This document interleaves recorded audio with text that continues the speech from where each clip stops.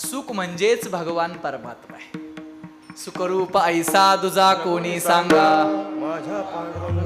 माझ्या पांडुरंगा सारिका तो. भगवान परमात्मा म्हणजेच सुख आहे. भगवान परमात्मा म्हणजेच समाधान आहे. भगवान परमात्मा म्हणजेच आनंद कंद आहे. तोच आनंद आहे.